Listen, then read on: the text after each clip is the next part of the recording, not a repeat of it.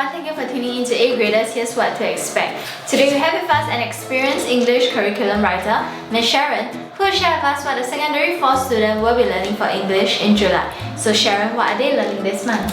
Okay, so right now we are moving nearer and nearer to the O-level exams, and this month I'd like to talk about the oral because it is the O-level oral examinations next month.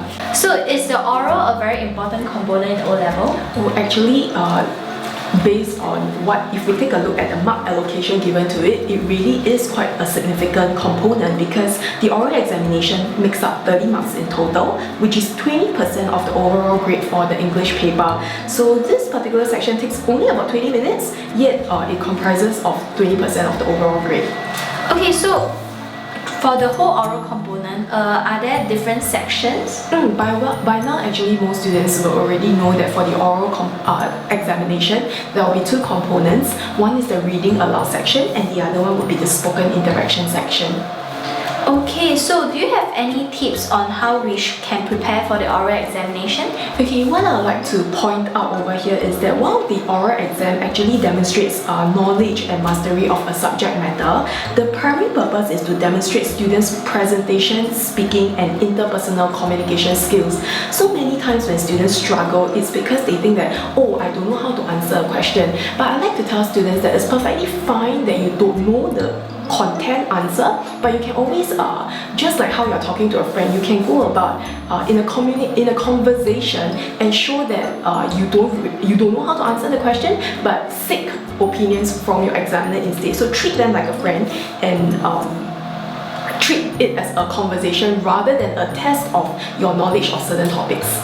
Okay, so how about the different steps to prepare for the oral examination? Okay, so I would suggest that we take 4 very simple steps. The first one is to prepare. So one way to prepare is that to actually help you to build confidence, you can prepare by knowing the content that's related to a few themes that are commonly tested, for example education, the elderly, family.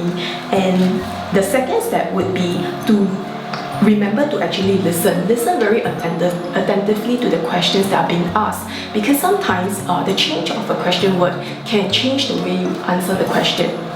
The third step would be don't ramble. So many times during oral communication, because we are nervous, we tend to speak a little faster without thinking. So don't do that. Take some time to understand the question first. The examiner does not expect you to actually answer immediately once they have stopped asking the question. So take some time to compose your answer in your mind before you actually reply the examiner. And as for the last step, I would say that practice makes perfect. So try to do it when you are in a social setting with your friends. Practice talking about certain social issues. Practice in front of the mirror for reading aloud. That will actually help a lot. Okay, so do you have any examples to show us today? Okay, so right now if you take a look at this example on the screen, I would think that for when students come across pictures or the visual stimulus during their preparation time, instead of asking very specific questions, they can just simply ask themselves 2 general guiding questions.